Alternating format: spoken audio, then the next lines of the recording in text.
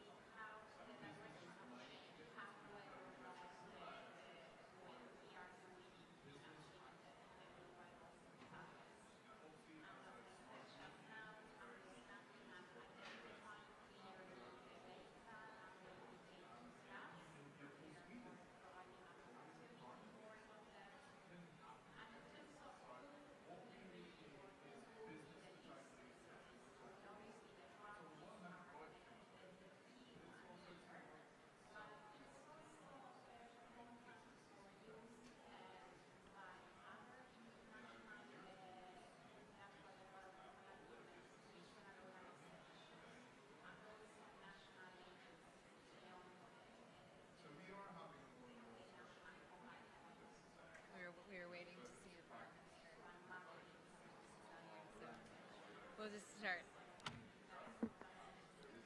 Okay, hello everyone. Good evening. My name is Jennifer Morris. I'm the CEO of the Nature Conservancy, and I want to welcome you all to this event. This is a celebration. We are honoring leaders of nature finance, and I am absolutely thrilled to be here with all of you. And I first want to acknowledge that this event, COP15, is taking place on the unceded indigenous lands of the Ghanaian Gehaga Nation, and it's recognized as, they are recognized as the custodians of the lands and waters on which we gather today. Jojage, or Montreal, is historically known as a gathering place for many First Nations. Today it is the home to a diverse population of Indigenous and other peoples. We strive as the Nature Conservancy in Canada, here it's known as Nature United, and around the world to support the authority and capacity of Indigenous peoples to steward their lands and waters, which is of course critical for the future of healthy ecosystems and communities. So what you have in front of you and what we're going to do for the next 30, 40 minutes or so is to celebrate risk-taking. to celebrate government leaders at the national and state levels who have taken a risk to do something different, to be bold and to work together with the Nature Conservancy and other local communities and partners around the world to do something that's never been done before. And so tonight we are here to celebrate the boldness, the risk-taking of these government leaders in front of you today. So I'm first going to just recognize the folks that we have here on stage, and then also I'm going to ask each of them to come up and speak. And we are waiting for one minister, I believe, Minister Lee White, who I know is running around and usually always about 5 to 10 minutes late, so we will see Lee in Lee White time very soon. And first, I would like to just recognize that we have, we want to celebrate the efforts, as I mentioned, in nature finance from Barbados, from Canada, from Gabon, Mongolia, and from the state of Quintana Roo in Mexico. So without further ado, I'd like to first please a round of applause for Minister of Environment, Minister Ford from Barbados, who will come up and say a few words about what Barbados has done that's so innovative and exciting. Minister Ford. Sorry, first, I'm giving you something. How about he speaks first? You speak first, then we'll go. You speak first. Pleasant good afternoon, Chief Executive Officer, Nature Conservancy, Ms. Jennifer Morris, fellow awardees, ladies and gentlemen, good afternoon to you all. Pleasant good afternoon, and nice to be here, distinguished guests all. Let me begin by first thanking Nature Conservancy for this honor and for giving me the opportunity to speak about our collaborative work. As in the case of many other developing nations, Barbados has began collaborating on the design of a debt for nature conversion project in 2019 that was intended to create a sustainable source of revenue to fund projects that can address some of the key issues and the challenges and to the further development of the blue economy. My ministry commenced immediate comprehensive discussions with all local stakeholders in the maritime industry that would be impacted by the debt swap. TNC graciously agreed to facilitate and fund a sensitization workshop targeting various government agencies, NGOs, and civil society regarding the establishment of a National Conservation Trust Fund in Barbados in anticipation of the negotiations for a debt for nature swap arrangement. As you would be aware, under a debt conversion arrangement, a country is effectively able to receive concessional financing from a donor, in this case, TNC, to invest in the blue economy, instead of benefiting through a traditional lending arrangement, which would add to the national debt. A country benefits by having a portion of its existing debt payments currently made to external creditors redirected to finance environment-related projects. This arrangement is particularly useful to Barbados at this time, given our strong commitment to both preserve the environment and reduce its overall debt. The government of Barbados closed the landmark debt conversion deal on September the 21st in the year 2022, this year of course. The deal will fund a domestic conservational fund and an endowment trust that will support large-scale conservation of the country's fragile maritime environment, as well as the promotion of the sustainable blue economy for generations. The Barbados debt conversion will make use of an innovation and an effective and efficient structure that maximizes the savings generated for marine conservation and other purposes. I wouldn't attempt to bore you today with all the finer details of the debt conversion and the transactions, but just to note, the transaction is expected to free up almost $50 million over 15 years. $50 million, 100 million Bajan dollars, or Barbados dollars as you would call, over 15 years. The proceeds will fund critical marine conservational work and the sustainable management of a significant portion of Barbados' marine assets. The Conservational Fund and the agreement with TNC requires the government to redirect interest savings generated by the transaction to the Barbados Environmental Sustainable Fund. We call it BESF, that's the acronym, and the Endowment Trust. The BESF is an independent entity that is overseen by a board of directors comprising representatives from the government, TNC, the University of the West Indies, civil society, and the private sector. The BESF, or the Barbados Environmental Sustainable Fund, will build on the capital being made available by the operation and will use its resources to fund a series of key marine conservation projects, administer the endowment fund, and commit to protecting and sustainable management of up to 30% of Barbados' exclusive economic zone and territorial sea of more than 185,000 square kilometers. This includes the creation of a science-based, stakeholder-driven, multi-use marine spatial plan for Barbados' entire marine space. The endowment fund will ensure that investments in marine conservation projects in Barbados can continue on a long-term basis after the 15-year cycle, so that after the transaction is completed.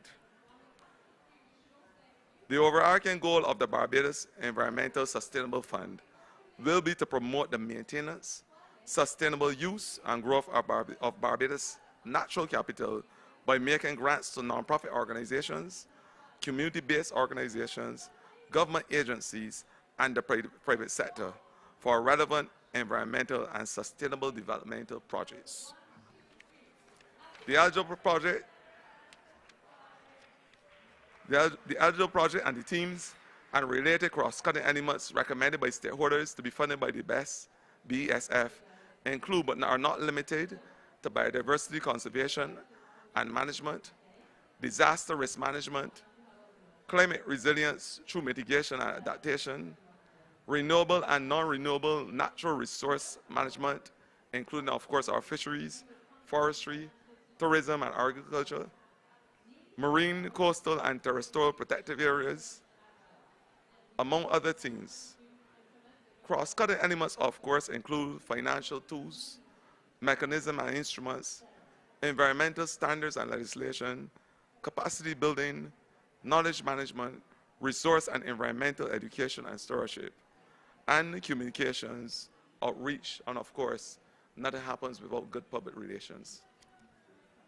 The debt conversion transaction is groundbreaking in many senses, and it relates to our blue economy and our ability to have that loan which contains a natural disaster clause, the type already found in the majority of Barbados' public indebtedness and our contracts.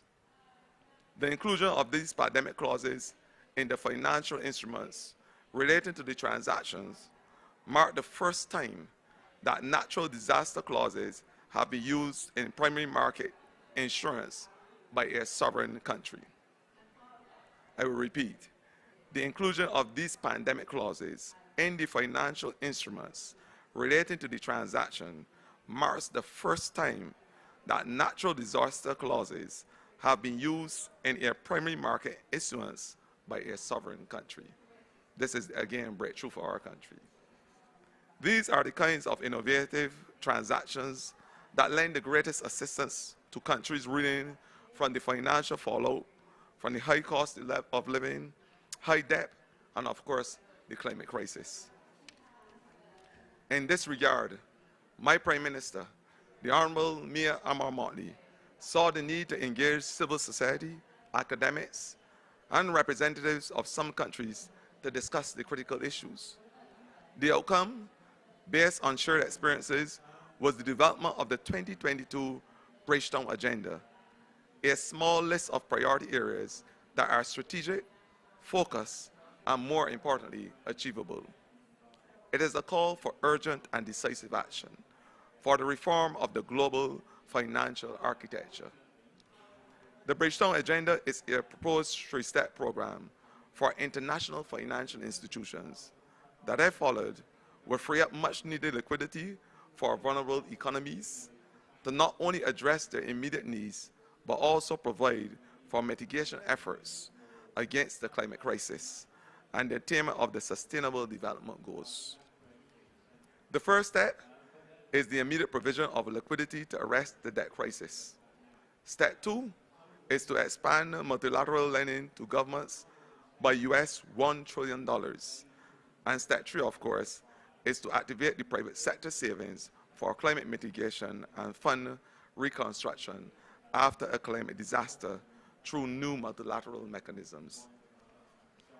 This step acknowledges that most climate vulnerable countries do not have the fiscal space to adopt new debt, and instead, of course, by country response, we believe that what is needed is a global mechanism for raising, reconstructing grants for countries impacted by climate disaster. The broad support and assistance for these proposals and others like it shall come from a coalition of like-minded leaders that are aligned on this critical agenda and supports its implementation.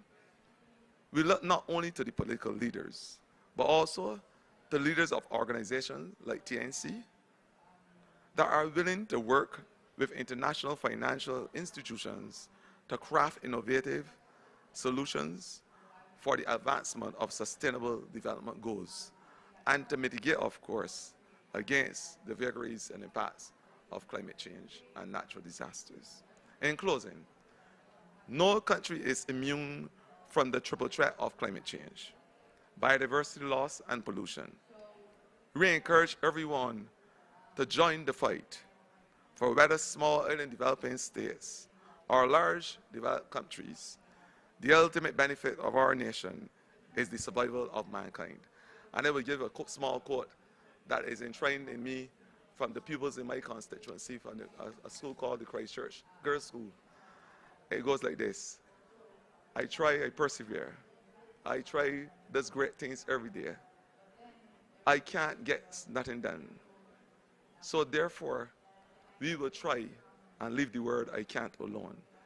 With a good partnership, we can do anything, including having these debt financial swaps that will not only save our country and our world, but our people.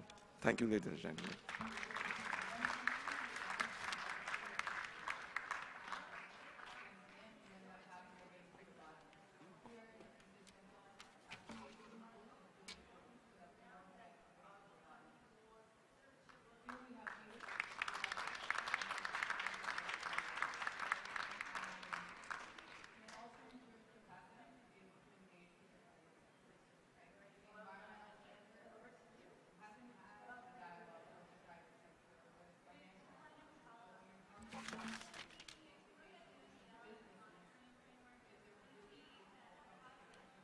Thank you so much, Minister Ford. That was just absolutely amazing.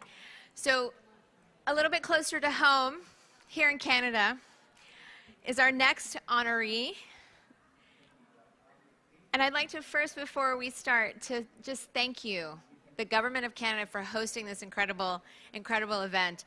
Some of us are going to get to see more of Montreal than we had planned, since at least my flight was canceled tonight. So thank you again for having a lovely snowy backdrop for us.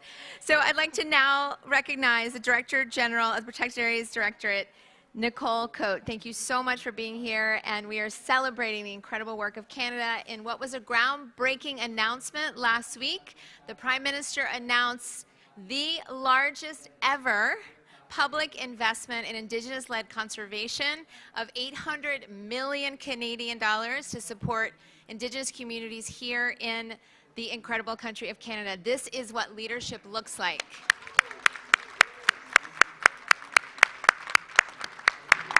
The floor is yours. Thank you very much for this honor. It's very humbling to be up here on behalf of the entire country and the entire Government of Canada. So thank you to Nature Conservancy. And thanks for everyone for showing up and continuing to talk about nature and how do we make it a success. So you already mentioned the 800 million last week, which is very, very exciting. We've had a number of other great announcements over the last little while. Since 2018, Canada has invested heavily in nature, not only through budgets, but through how we're delivering that money, which is to our partners, to which are Indigenous people of this country, to nonprofit organizations that are doing the work, to land trusts that are helping us secure very important private land in southern Canada, to our provinces and territories who play a critical role in land management in this country with the way that we are organized. And I think it's quite phenomenal, actually, that the investments that we've made last week and throughout the last sort of 5-6 years are really showing great changes in the way we do conservation in Canada. And I would be remiss if I didn't mention some other parts of our work. So let me talk maybe a little bit about our programming. So where are these amazing resources going through? We support Guardians initiatives, which many of you have probably had an opportunity to hear about over the last few days, which is giving resources to people in communities to look after the land that they are connected to be the eyes and ears on the ground for many protected areas across the country. We're also supporting Indigenous people through the Nature Climate Solutions Fund for Indigenous folks. We also have a much larger Natural Climate Solution Fund, which is a horizontal initiative across Canada that focuses on 2 billion trees. So putting trees back into the ground, restoring those sort of habitats. It's around agriculture and how do we protect and maintain our agriculture. And it's looking at a whole range of other activities. So back to some of the programs that we're engaged in. We look at researching key biodiversity areas. So where are the best places in Canada that are going to capture the most biodiversity if we were to invest in those areas? We've invested in large organizations, as I mentioned, private land trusts, because that is really where we can develop other kinds of partnerships with other donors, with other Indigenous people that is separate from Canada. Because Canada knows that we're not the only people that need to be here to do this work. If we're going to achieve the goals that we are, fingers crossed, going to agree on in the next couple of hours, couple meaning days, that we need everyone to be engaged.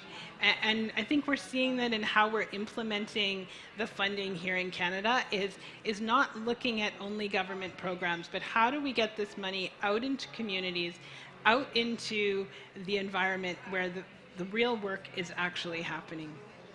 So I won't take much more time. You've heard lots from Canada over the last few days, but we are really honored to be accepting this award today. And we continue to move things forward, to create a nature-positive world. I love that we are doing this in the Nature Positive Pavilion. And I really do encourage everyone to continue to move forward, to look at innovative ways that we can achieve our goals. Because I see this work as about nature, and we forget that people are part of nature.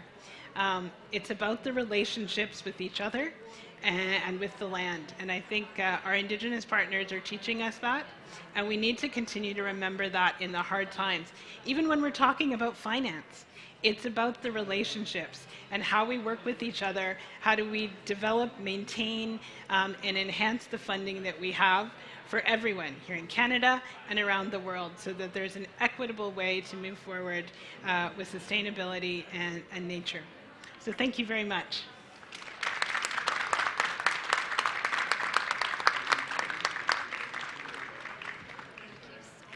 Thank you.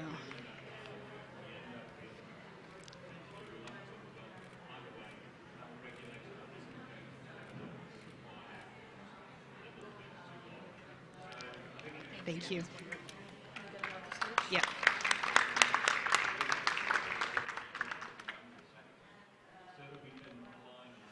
Thank you so much, Nicole. That was absolutely fantastic. Now I'm going to introduce Minister Lee White from Gabon, our next honoree. And, you know, Lee has done a lot of things in his career, and most recently in the last 5, 6, 7 years, or so, he has been an incredible champion for innovation, not only championing the relatively new 10-point plan for biodiversity finance, but also the 30 by 30 by 30 plan in the country of Gabon, which we're incredibly excited to be partners on this journey. So please, please, please join me in celebrating the country of Gabon and Minister Lee White.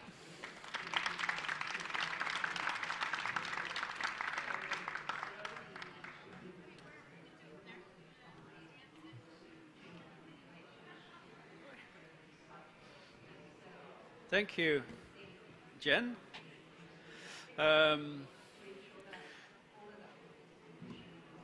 If there's something I've learned in the many, many COPs I've been to, you never leave before the end. So maybe we can get your flight cancelled tomorrow as well.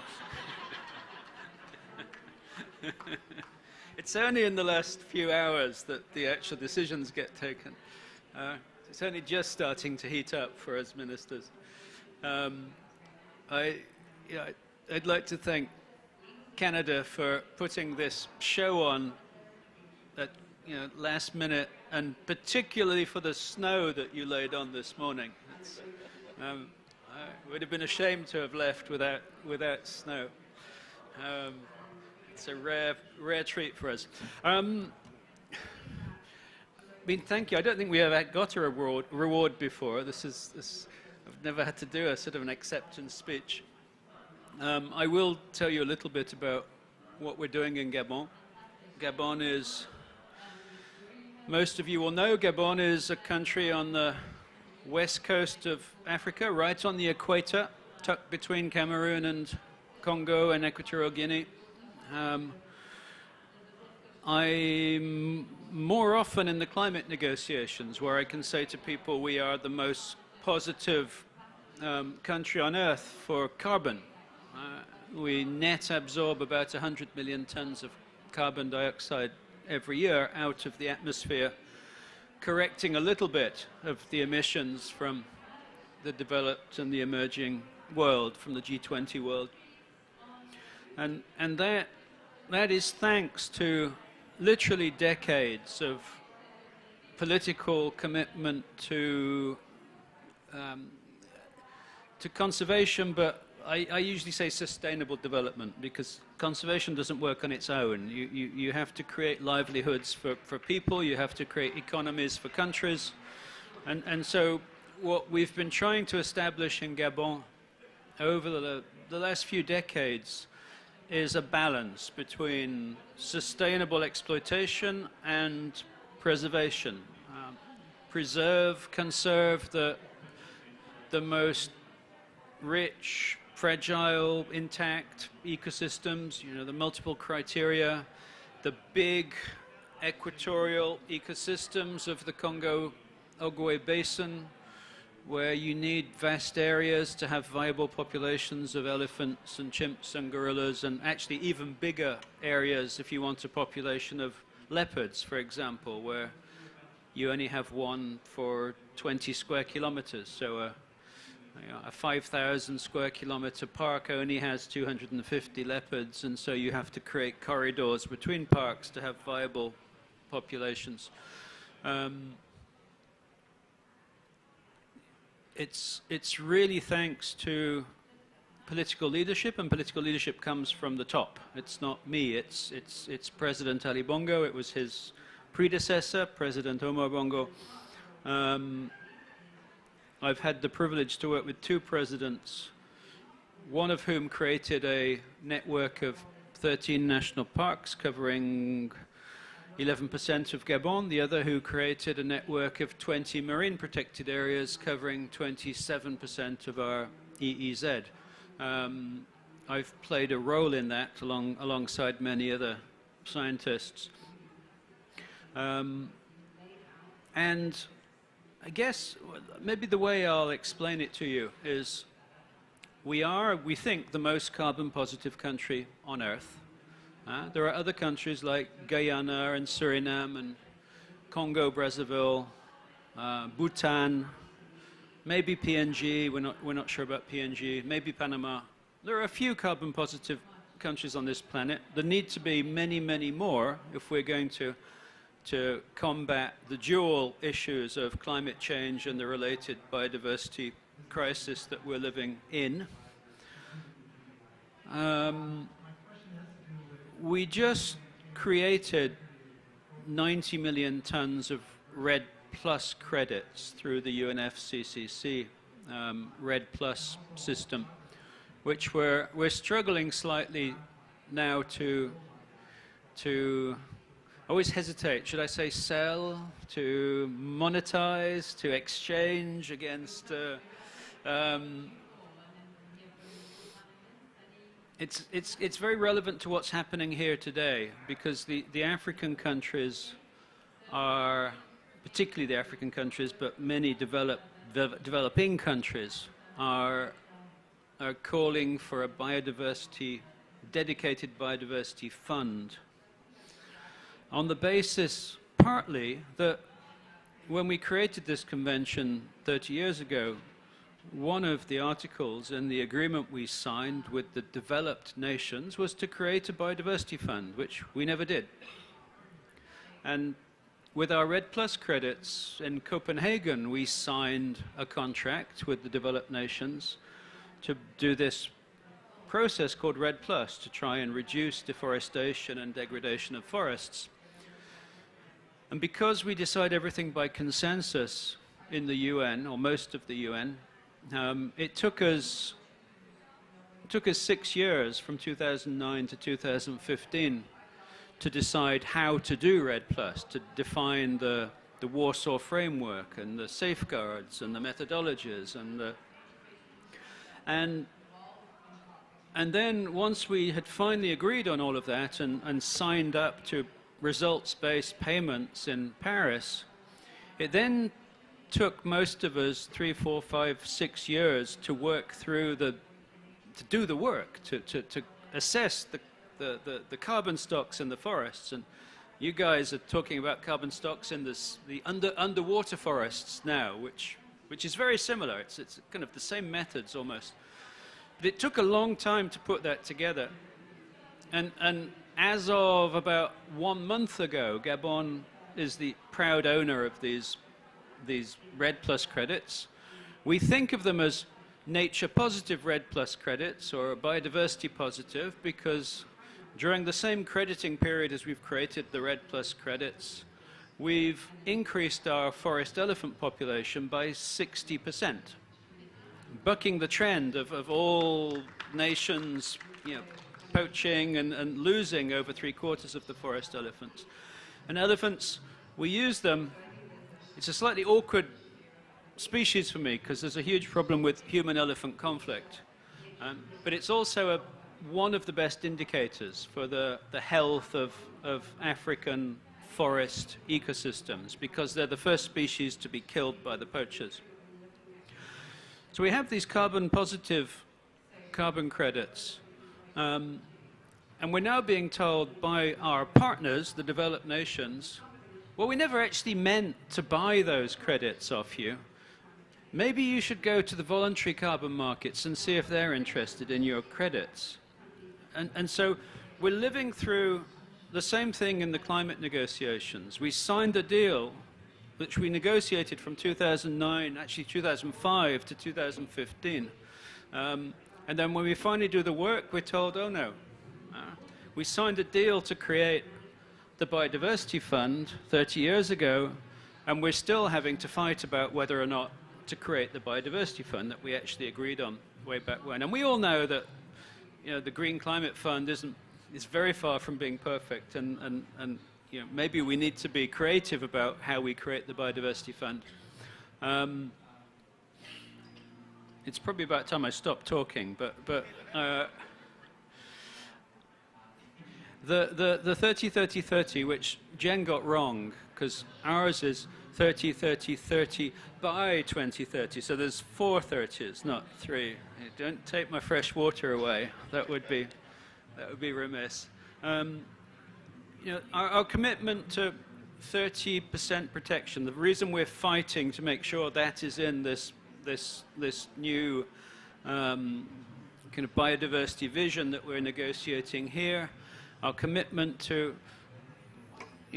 preserving the oceans, sustainably managing the forests, continuing to send rainfall from our forests all the way to the Sahel and to Ethiopia. We're absolutely convinced that the only way to promote long-term prosperity is through sustainable development, and that includes preserving 30% of our planet, if not more. I'm here today, even though there are 5 other events going on, because TNC is a partner that has really stepped up. We're working on a huge $200 million trust fund for Gabon through a process they call the Plan for Permanence. And so whilst I would accuse slightly the developed nations who are here negotiating with us on biodiversity, who haven't stepped up enough, institutions like TNC are stepping up, and I would thank you for that, because we can only do so much. And if we don't have support, whether that's technical support, financial support, moral support, then we can't do as much as we can do with you. So I would say, TNC, keep doing the good work. Thank you so much for honoring Gabon. In Gabon, we've not finished. We've still got a lot of work to do, so it feels slightly awkward being given a prize for a work in progress, but thank you ever so much, and I will be here to the end of this negotiation to make sure we get a deal.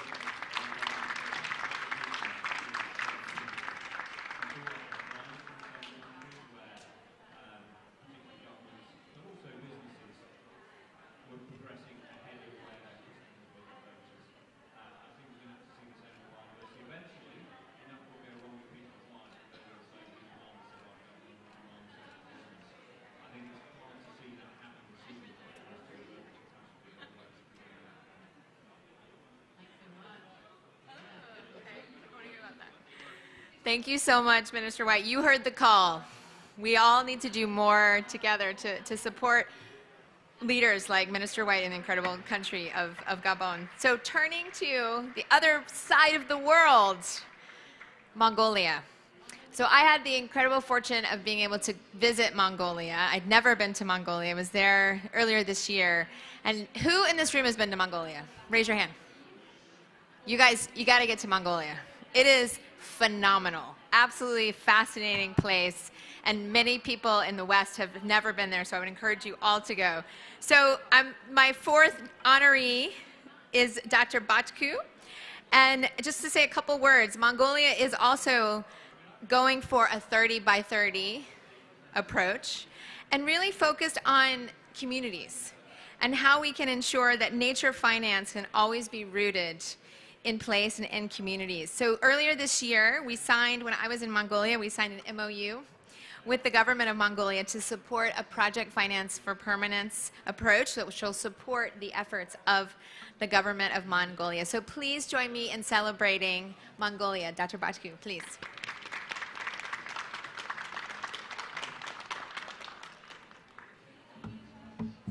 Thank you, Jennifer.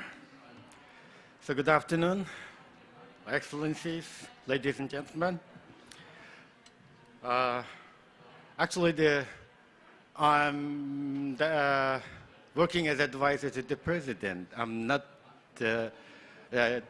representing the government of Mongolia. Due to some circumstances, the Minister of the Environment and Tourism could not join this meeting. So on the behalf of the government of Mongolia, I'm delivering some honor for this PFP project, PFT honoring hour. So I'm very pleased to be here, and also thanks to all those persons involved in organizing this celebration hour, specifically for the Nature Conservancy. Exactly 30 years ago, Mongolia ratified the Convention on Biological Diversity and pledged to protect 30% of its territory of which 1.6 million square kilometers. Since then, Mongolia has been working with the scientists, local communities, specifically the herder communities, and of course, other partner organizations, including TNC, to fulfill 30-30 targets.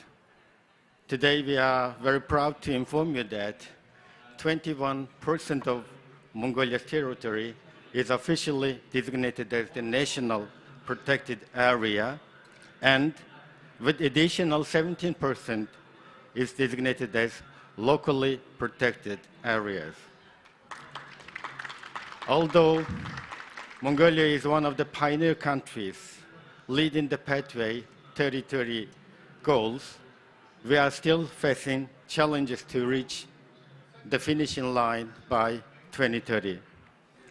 As you may be informed that Mongolia is one of the vulnerable countries to the climate change, which experiencing over 2 Celsius increase of air temperature during the last 7 decades.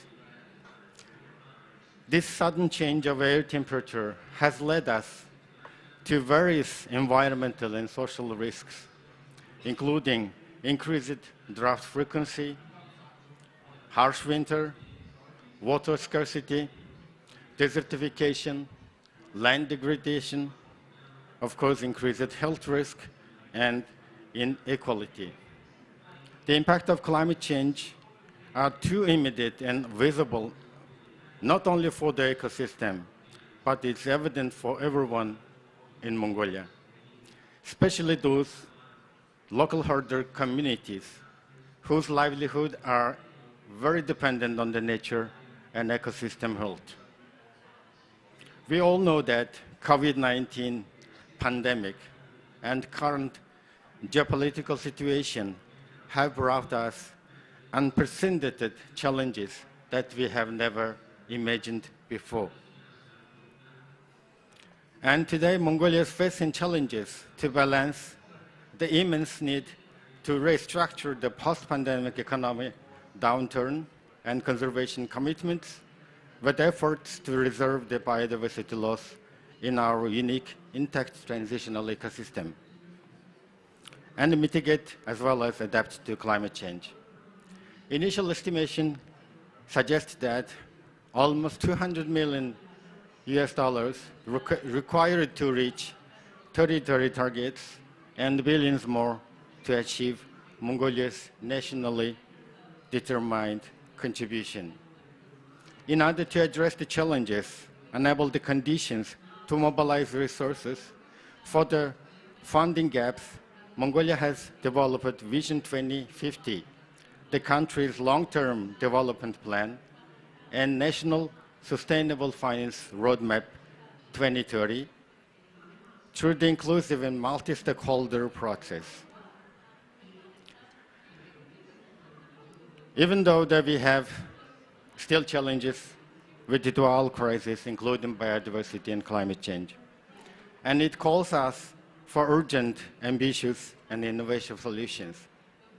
It calls us for courage, interconnectedness, and cooperation from all interested in impacted parties, including government bodies, international NGOs, donor organizations, development and conservation organizations, and also local herder communities.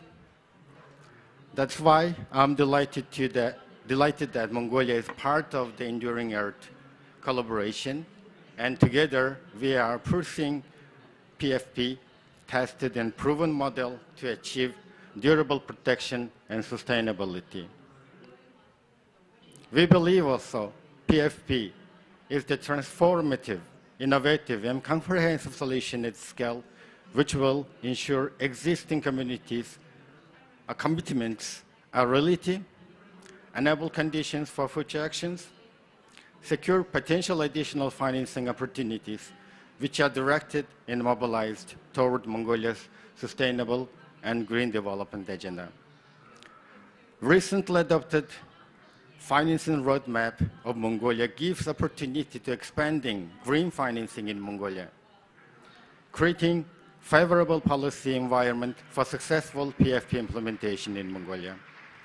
Similar to the never-ending journey of nomadic herders on the grassland of Mongolia, this PFP marks beginning of the new journey towards sustainability that must never end.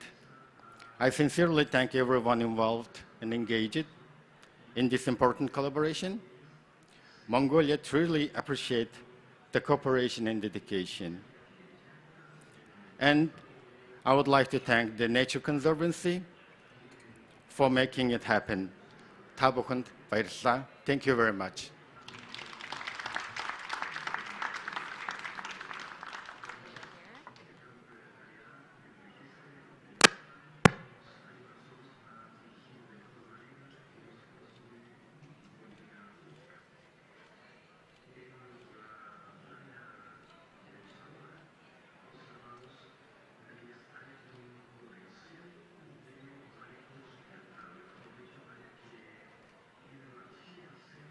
Wonderful. Thank you so much, Dr. Baku. That was terrific.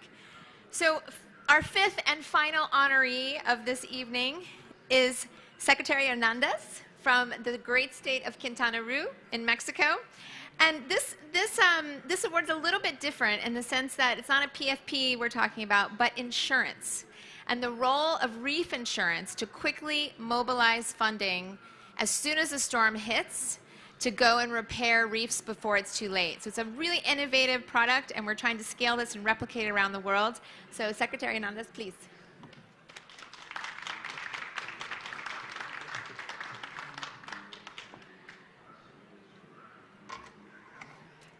Hi, good afternoon, everybody. What a pleasure to be here with you and the great family of the Nature Conservancy, learning about innovative financing solutions for other countries. I'm very grateful for the work we do to make things happen for the good of the planet and ourselves. I give you all a warm greeting from the first female governor of Quintana Roo, Mara Lezama. Thank you. Who is very committed to working for the sustainable growth that is economically viable, environmental balance, and socially equitable, so that no one is left behind. I will start with a background. In the year of the 2016, the COP13 was held in Mexico, where the Cancun Declaration on Integrating Conservation and Sustainable Use of Biodiversity for Welfare was signed, and from that many things have happened and international collaboration have been illustrated. In this context, I would like to comment that Quintana Roo is located in Mexican Caribbean and is part of the Mesoamerican Barrier Reef System, the second largest in the world after the Great Australian Barrier Reef, where most of the population live on the coast, but also in vulnerable areas to climate phenomena such as hurricanes. For this reason, 4 years ago, a financial instrument was implemented to prepare us against the effect of our reefs through a parametric insurance to insure beaches and coral reefs against hurricane. In the year 2020, we were impacted by Hurricane Delta and Zeta, justify the collection of the parametric insurance for $850,000. Currently working with 4 research institutes and civil associations in the restoration of coral reefs. In this 2023, we will work on the elaboration of the state plan for the attention to damage by meteorologic events to coralline reefs, conscious of giving solutions based on nature for the care of the biodiversity of our reefs and mangroves, as well as to maintain a natural barrier of great importance to diminish the affectation of the hurricane to all the coastal population of Quintana Roo. I would like to tell you that the recognition that we are keenly receiving today is also yours. for your support and interest in making this parametric insurance a really thank you very much to the Nature Conservancy for your vision of generating positive changes. Now, our greatest challenges will be to replace this type of financial mechanisms in the insurance of our important mangrove forests, as well as forest areas with greater biodiversity, which are beginning to be considered with financial instruments such as carbon credits. I must also tell you that next year we will create the State Fund for Environment Protection for the investigation, study, and attention of these matters in environmental matters that are considered of interest to the state, and the Fund for Environmental Responsibility for the payments of the reparation of damage caused to the environment whose patrimony will be integrated with the income obtained for the economic sanction imposed. This fund will be operated through a technical council with the participation of the public, private, and social sector, its municipality and environment groups.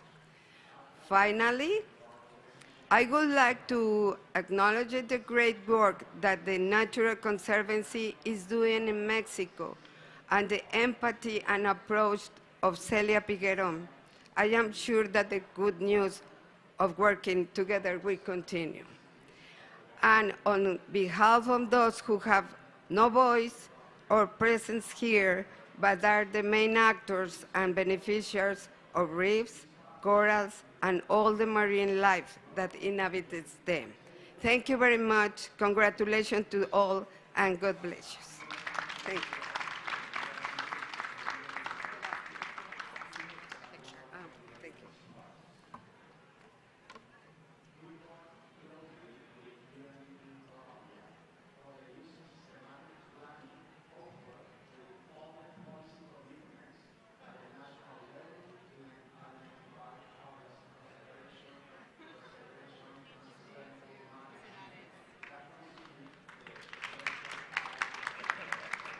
Let me check my paper. Wonderful. Thank you so much, Secretary Hernandez. So, as Lee said, Minister White said, first, we need to celebrate the efforts of these countries to take the bold steps that they have taken, but we also need to celebrate and encourage the donors to do the same. So before we close, I would like to recognize the government of Norway, represented by the Ambassador and Special Envoy Hans Bratskar, who's here today. Thank you so much. So the government of Norway has just made 2 new exciting announcements for the biofin and legacy landscapes today that are in addition to the $350 million annually in nature finance through Norway's NICFI program. We need more leadership like Norway. Thank you.